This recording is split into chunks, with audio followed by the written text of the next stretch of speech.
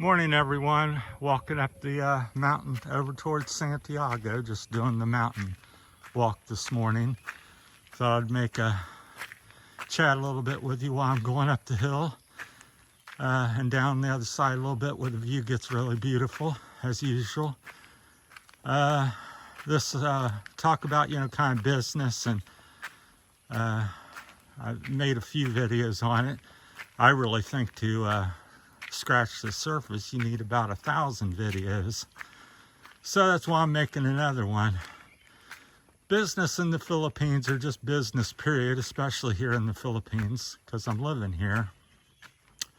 So you get off the plane, or you're sitting at home on your couch, you're thinking of moving here, and you're thinking, everybody says, well, you need to invest, start a sorry store, start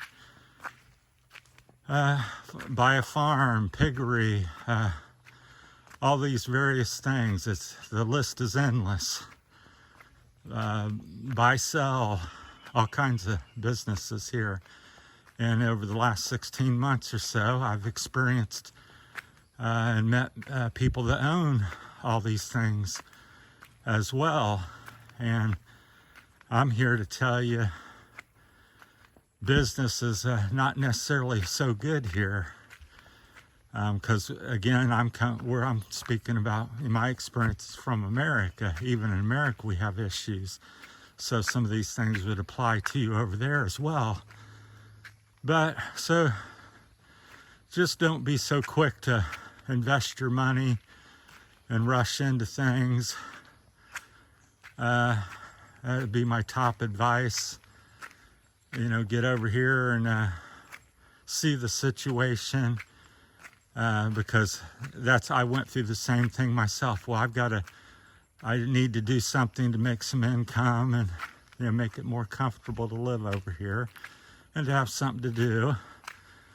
And family and everybody was saying, let's do this, do that, buy land, buy this, buy that. But many things don't end up being so good. I would say 75% of the businesses, and I'm speaking from the province again, or greater, are not profitable or failures here in the Philippines. So I personally have, in 16 months, had some firsthand knowledge and experience on these things now that I've been here. I talked to a British man that owns a business here for 15, 20 years or something. And he says certain times he's taken money out of his pocket to fund the business. And sometimes it breaks even, and sometimes makes a little bit. But most of the businesses are like that. Don't pay the bills, breaks even, may make a few measly pesos. So that's the reality of it. And people, if you see people and you go, oh, well, look, this family here, they have a big house, they got a good business. Well, a lot of that's funded from a marriage to a foreigner. Maybe the wife or husband works in another country. It's very common here. And it's being funded. My opinion, or my thoughts on business is, a business is not about somebody giving you money every month, $1,000 or whatever it may be, 50,000 pesos, and then you've got good business. Good business generates money on its own.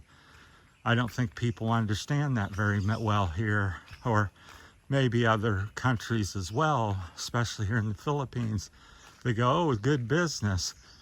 You got good business because your mom sends you 50,000 pesos every month to help you fund the business. A good business is like when I started my landscaping company in America. I bought a rake, made money, took that money, bought a shovel, kept expanding like that. Didn't have a lot of money and a slow start, but after 30, 40 years, you end up having something. And now that I'm older and have some health issue and wanted to get out of Dodge, I had acquired some savings and investments and was able to sell them off and move. And that's a good business when the business allows you to do something like that. That's a sign of a good business. A business is supposed to support itself, you, and and then generate some income. And here in the Philippines, it's very difficult for a business to do that. So if you're in a big city somewhere, or you're very knowledgeable or well connected, then that's certainly people doing that here. But I find it to be few and far between. But Westerns have this idea, well, I come from America, I'm a businessman there, or I'm knowledgeable about that. And people, if you buy something for $1, you sell it for $2 or something. Well, here you buy something for $1 or 50 pesos or something. You might sell it for 52 pesos. When you make 2 pesos, you don't make 50 pesos or 56 pesos or whatever the rate is. That's beautiful over through there. The clouds are hitting the top of the mountain this morning because it's early yet. So that's the thing that people don't understand. They come from what they know, and they're applying what they know to some place they don't know. That what they're applying just isn't the same numbers. It doesn't stack up here. And that's where they get themselves into trouble. They're going to start a business. They're going to invest the money into this resort, and it costs 15 million pesos to do the resort. And now they've got this wonderful resort where you have the staff, you got all this, that, and then you have the low income from the resort. Well, 15 million pesos to most of the little resorts I see here. I don't know a resort locally very close that makes $1 million or 2 million pesos a year. So your 15 million investment to make money, you're not going to get that back for 15 to 30 years or something. And then a lot of times, if there's some hardship or something, like the coronavirus or typhoon and things like that, well, it may be wiped out, or it's just so many different variables. I think having a business and pursuing that's great, but I'm just saying be careful, and this is not your country, and the rate of the profit and loss and this and that and the way you do things is totally different. Same with the laws and the government dealing with stuff. It's stacked kind of it's not for you or the businessman per se. And there's so again, you have to invest in an attorney anytime and everything you do, and because everybody's gonna what I've been facing since I've been here, pretty much once a week, if not every day, somebody confronts me. I got property for sale, good investment. I got a business for sale, good investment. Give me money, lend me money. I got investment for you.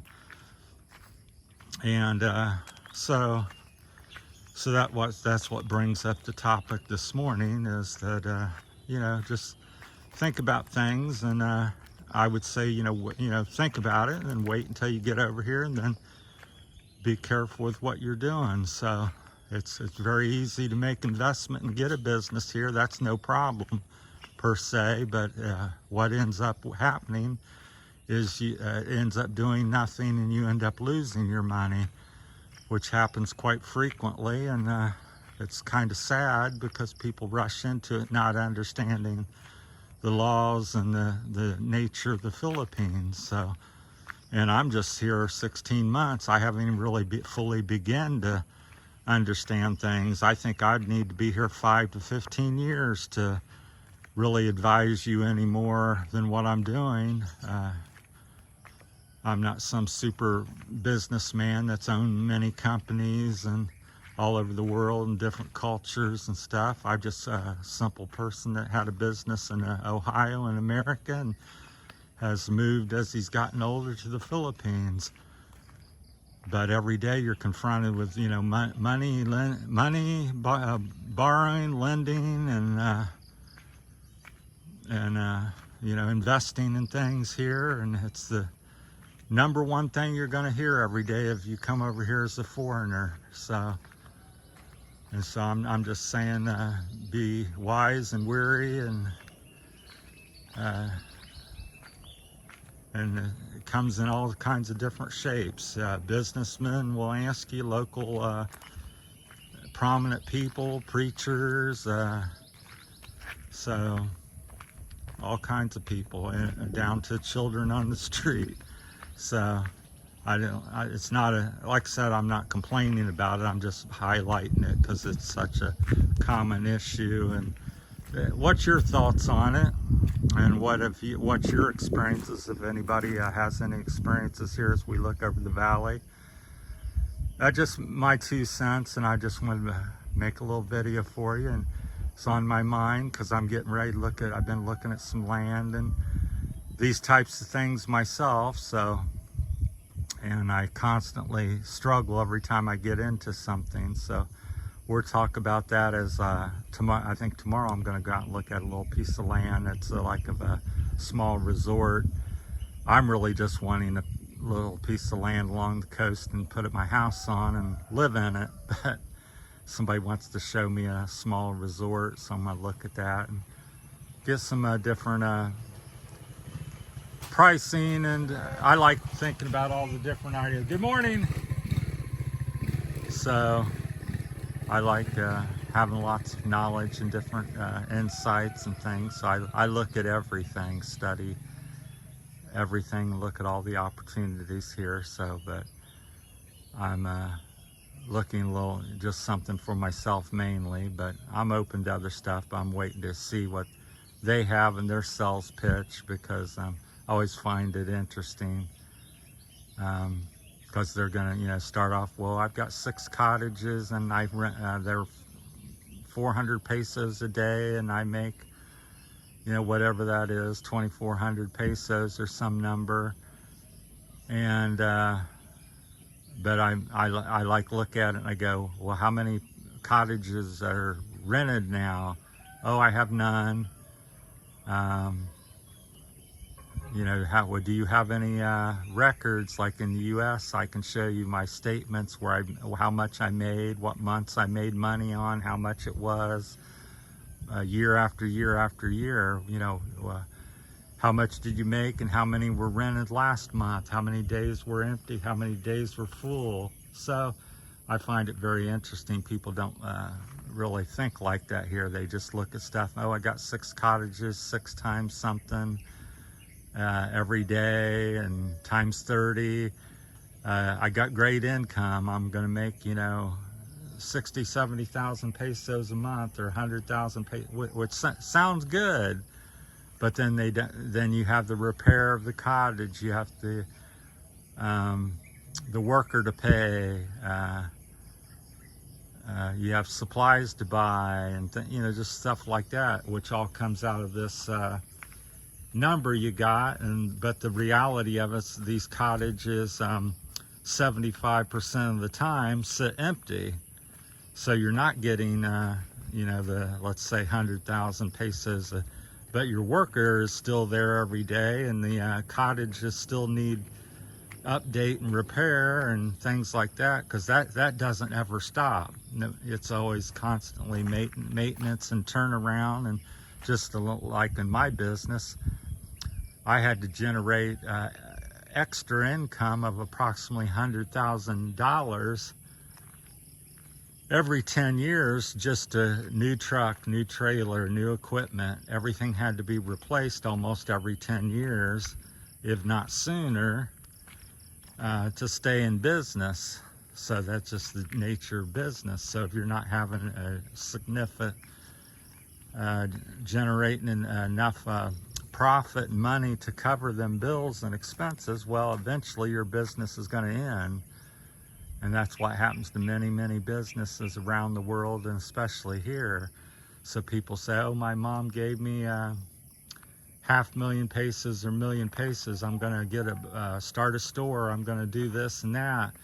Well, when your mom can't give you money, or you're not understanding how to make money or generate the money, and it's not easy to do here, well, then your store is 3 or 4 months later is gone, because you didn't, it's about knowing the numbers and writing down stuff and asking questions and figuring this stuff out. That's my number one tip, is don't get the numbers and figure things out first. So, all right, we'll cut it off there. Thanks for everybody subscribing. We're at over the 1,000 mark, and if you've watched this long, and we're a little short on watch hours, so that's keeping the channel from monetizing. But other than that, it's moving up and onward, and I appreciate everybody so much.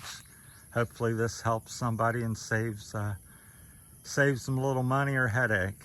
Thanks for watching. Bye.